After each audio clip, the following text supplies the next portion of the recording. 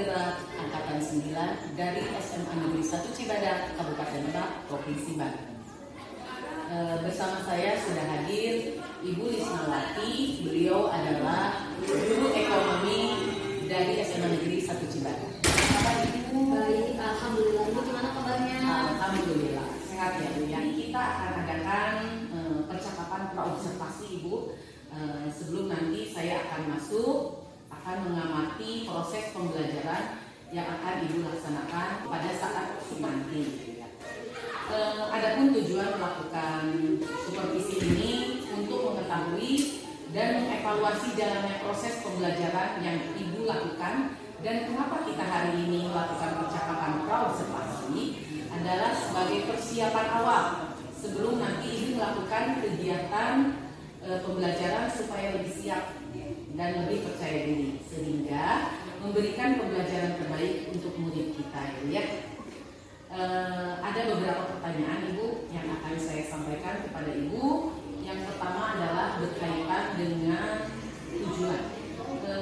Kira-kira tujuan pembelajaran apa yang ingin Ibu capai nanti pada saat proses pembelajaran? Tujuan pembelajaran yang akan saya capai pada proses pembelajaran yang akan direncanakan ada dua. Yang pertama, peserta didik nanti diharapkan mampu menganalisis bentuk pasar dengan benar. Yang kedua, peserta didik mampu membedakan karakteristik dari masing-masing bentuk pasar dengan benar.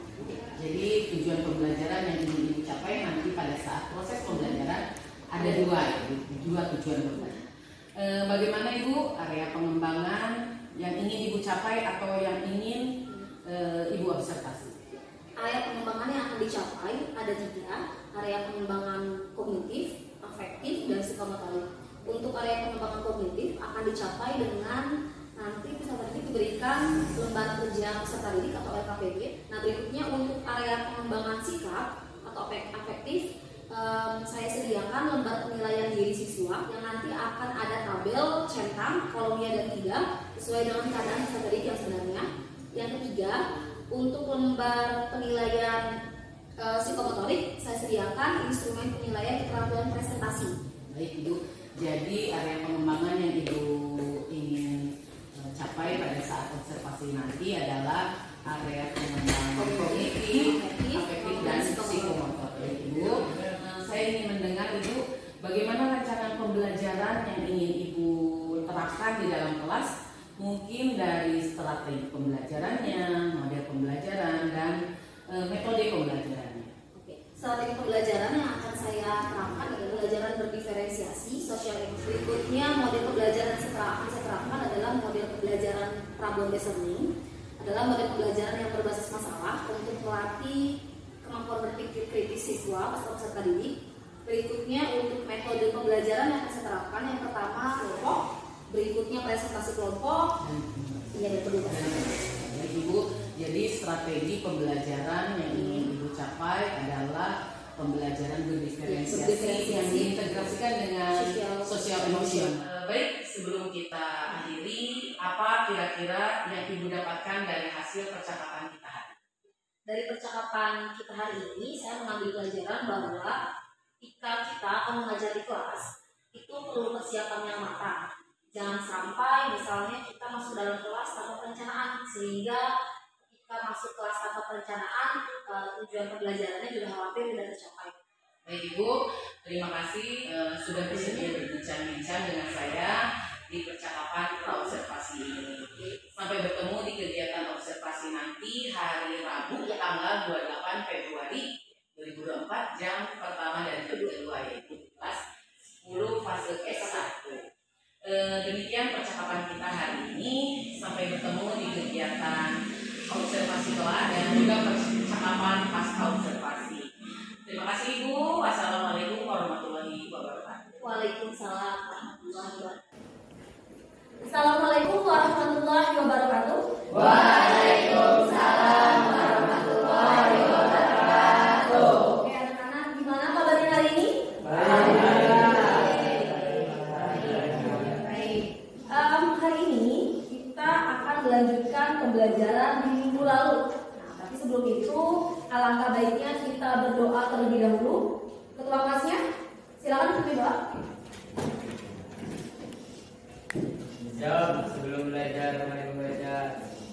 Doa mulai.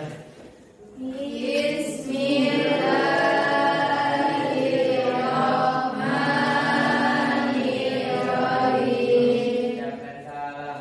Assalamualaikum warahmatullahi wabarakatuh. Waalaikumsalam warahmatullahi wabarakatuh. Setelah berdoa, mari Ibu akan cek kehadiran dari peserta didik E1. Dimulai dari absen nomor urut 1. Adelia ada? Oke, Ibu. Aji Saputra, sebelum memulai pembelajaran hari ini, agar lebih bersemangat, kita akan melakukan adik boleh sedikit ice breaking dengan cara tebak. Are you ready? Lagu pertama. Lanjutkan kan? Kita lihat dulu jawabannya.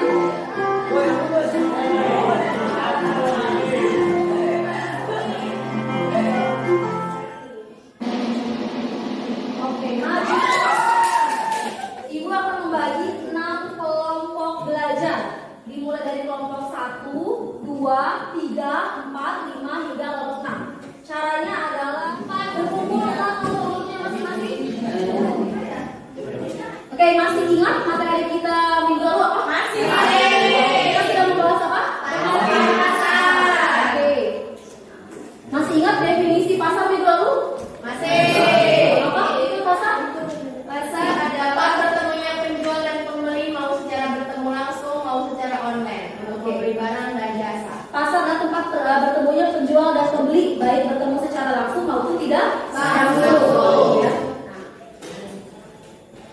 Oke, sekarang mari kita simak dari video pembelajaran yang sudah disiapkan. Mohon disimak semuanya. Ciri-ciri pasar berdasarkan wujudnya.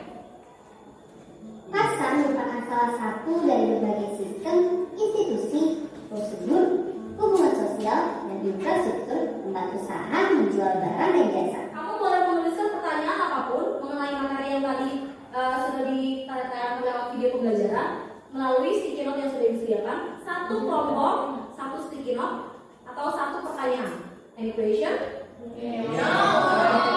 Kelompok 1, silakan tulis apa yang ingin kamu ketahui lebih lanjut. Kelompok 2, catat pertanyaan dari kelompok 1. Kelompok 1 ingin mengetahui apa saja sih faktor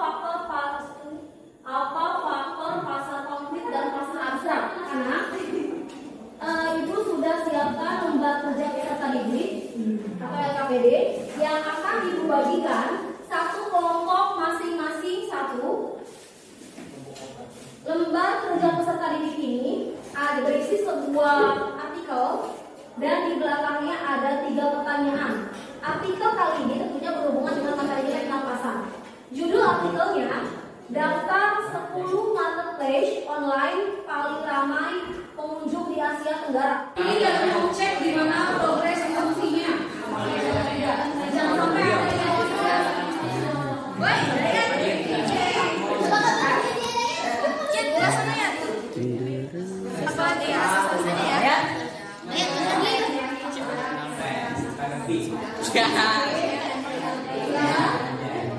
boleh gunakan handphonenya, silakan browsing untuk menambah keterangan.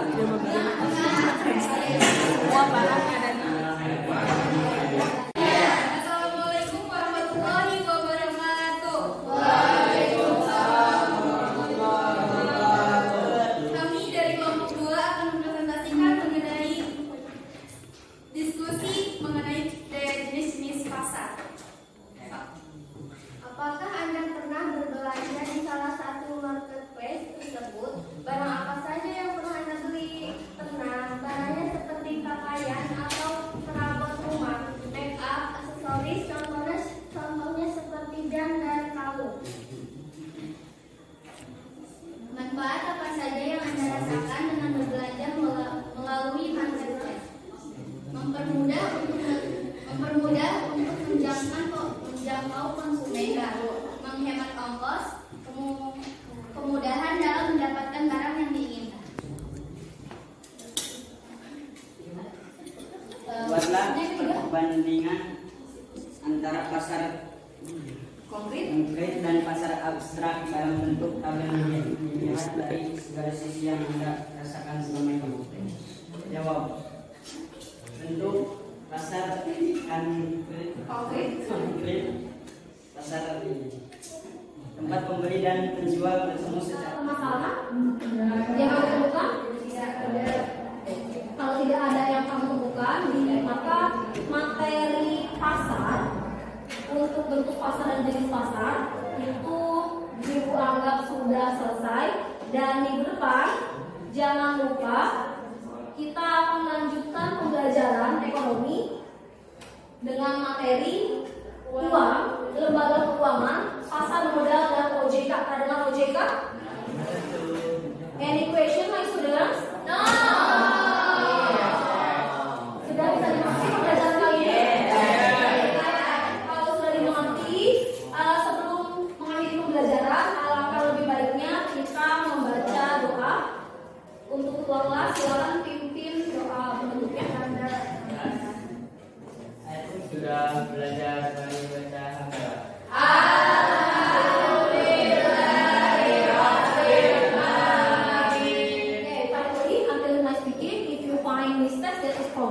But if you hear all this, that is from Allah Subhanahu Wa Taala. Thank you so much for your attention. Assalamualaikum warahmatullahi wabarakatuh.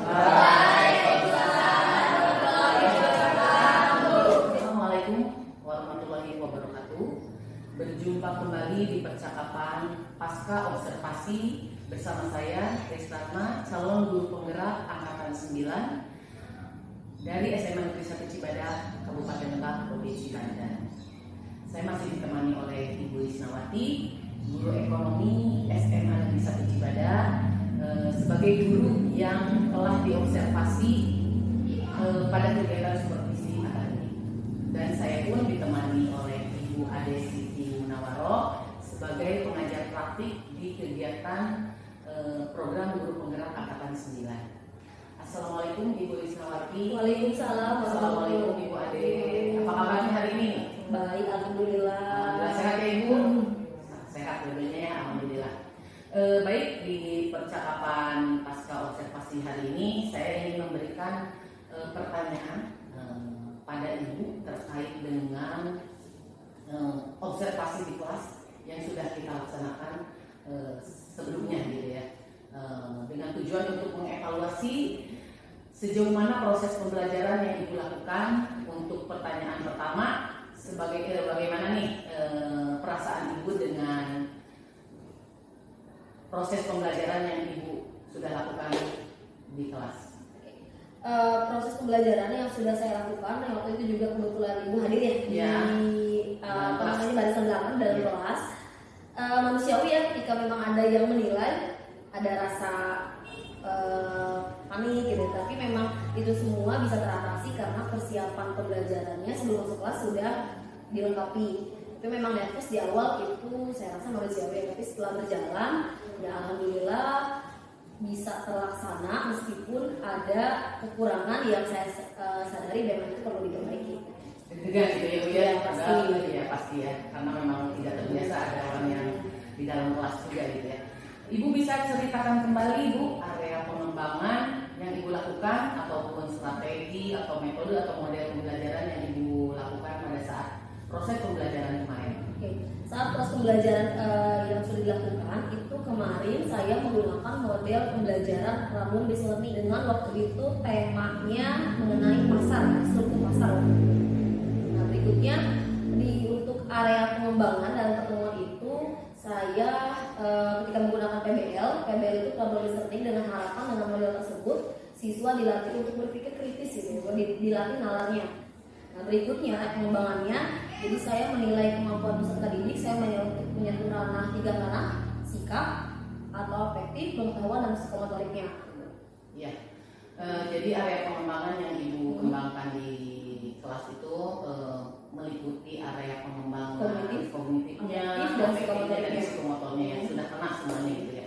Nah, menurut Ibu sejauh mana sih area pengembangan yang Ibu sudah sampaikan di dalam proses pembelajarannya? Apakah sudah merasa berhasil dilaksanakan di dalam kelas atau merasa masih ada kurang atau tidak? kalau merasa berhasil, saya merasa tidak sepenuhnya merasa berhasil karena masih ada kekurangannya dan itu perlu diperbaiki. Kekurangannya waktu itu ketika proses pembelajaran, meskipun sudah mendesain sedemikian rupa, sudah ada time schedule-nya juga, ternyata ketika proses pengerjaan LKPD yang antar kelompok itu ada salah satu peserta, bukan salah satu kelompok peserta didiknya dia menggunakan pertama handphone bukan untuk browsing materi tapi untuk membuka games waktu itu. Itu ada sebagian anak gitu ya. Jadi bisa dibilang adalah kendala ibu. Iya, kendala saya. Kendala di dalam proses pembelajaran ibu pada saat observasi kemarin ya. Jadi ibu sudah melakukan diskusi kelompok kepada anak-anak gitu ya dengan baik. Namun masih ada kekurangan gitu ya, Bu.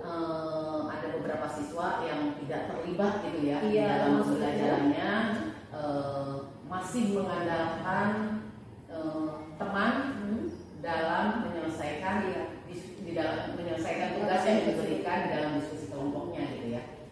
Baik Ibu, nah kira-kira mengapa menurut Ibu bisa terjadi seperti itu? Hemat saya, ketika terjadi seperti itu mungkin pengendalian emosi ya atau sosial emosional siswanya kurang saya kurang bisa memfasilitasinya. Tapi di situ tidak membagikan kelompok berdasarkan kebutuhan atau gaya belajar mereka. Tapi saya membaginya random aja gitu. Jadi dengan cara pengelompokan seperti itu sebenarnya menurut Ibu tidak efektif ya, karena memang tidak memfasilitasi sesuai gaya belajarnya ya. Yang kita tahu gaya belajar anak-anak di dalam kelas beda-beda, ada yang gaya belajar auditori, kinestetik dan visual. Seperti itu ya Bu ya. Mudah-mudahan menurut Ibu strategi yang Ibu lakukan di dalam proses pembelajaran tersebut, apakah akan ada perbaikan mungkin? Saya akan mencoba mengatasinya. Pertama tadi, ketika membagi kelompok belajar bukan lagi berdasarkan random acak nomor urut, tapi mungkin berdasarkan harus menyesuaikan dengan gaya belajar peserta didik. Ibu menarik sekali ya cerita-cerita tentang observasi kemarin itu. Mudah-mudahan apa yang Ibu rencanakan barusan akan segera terrealisasi. Saya tunggu cerita lainnya dari Ibu. Mudah-mudahan secepatnya rencana yang ingin Ibu perbaiki dalam pembagian kelompok berdasarkan gaya belajarnya cepat realisasi. Kira-kira apa nih Bu? Ibu dapat merealisasikan itu? Tadi mungkin saya menambahkan ya, selain tadi saya akan memperbaiki modul ajarnya dengan menyesuaikan pembagian kelompok dengan tipe gaya belajar peserta didik, saya juga akan menambahkan teknik pembelajaran stop ya. Itu saya baca tadi malam, ternyata teknik pembelajaran stop itu juga bisa digunakan untuk mengendalikan atau bukan mengendalikan ya, untuk mengontrol ya sosial emosional si peserta didik. Jadi mungkin saya tadi akan di modul ajar berikutnya saya akan menerapkan tadi pembagian kelompok berdasarkan gaya belajar peserta didik, dan yang kedua menerapkan teknik stop dalam pembelajaran untuk melatih sosial emosional peserta didik. Mungkin bisa jadi sebulan lagi mungkin ya. Boleh. Mudah-mudahan jadi modul ajarnya mungkin agak diperbaiki kan sudah dikumpulkan ya, tapi ya modul ajar bolehlah kita rubah pada saat pertemuan selanjutnya. Baik Ibu, terima kasih banyak atas jawaban-jawabannya. Mudah-mudahan perubahan yang Ibu rencanakan dapat terrealisasi secepatnya. Gitu. Baik Ibu, terima kasih banyak. Percakapan pasca observasinya saya kembali ke Ibu Ade selaku pengajar praktik. Mudah-mudahan ada umpan balik atau tanggapan mengenai percakapan pasca observasi ini. Terima kasih Bu Ratna sama Ibu Risna. Apa yang saya lakukan selama pembelajaran dari Ibu Risna itu sudah bagus ya. Kalau saya mendengar paparan dari Ibu Risna, jadi Ibu Risna sudah mulai menggeserkan diri nih dari posisi guru sebagai subjek, kami menjadikan siswa sebagai subjek, kemudian Bu Risna sudah menjadi fasilitator.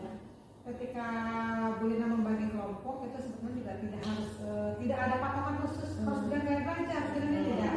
Tapi ketika kita sudah membagi kelompok, kemudian anak siswa aktif, pernah mencari sendiri, mengeksplor, begitu. Nah, itu semua tujuan kita dalam pembelajaran, sehingga memang anak mendapatkan pembelajaran yang bermakna dari apa yang didapat pada pembelajaran tersebut. Karena selama ini kan anak begitu keluar pembelajaran, guru pergi, tadi belajar apa sih kan nggak tahu, hanya nggak bermanfaat. Tapi ketika kita menerapkan pembelajaran mana, guru keluar, oh iya tadi saya belajar ini, nah ini sudah dibawakan oleh Bu Lisna. Adapun kekurangan yaitu misalnya dan juga dengan kekurangan Bu Lisna tadi sudah biasa ya akan memperbaiki di pembelajaran berikutnya. Saya terima kasih Bu Lisna, sudah bagus, ya, ditingkatkan kembali dan bisa mungkin menjadi motor penggerak bagi teman-teman guru yang lain dalam merubah mindset pembelajaran. Baik Ibu, terima kasih tanggapan dan umpan baliknya untuk percakapan pasca observasi ini. Terakhir nih, berarti sudah selesai ya Bu rangkaian supervisi akademiknya, mulai dari percakapan pra-observasi, terus observasi kelasnya, dan hari ini adalah percakapan pasca observasi. Kalau tidak ada tambahan, saya akhiri ya Ibu ya. Terima kasih. Assalamualaikum warahmatullahi wabarakatuh. Waalaikumsalam warahmatullahi wabarakatuh.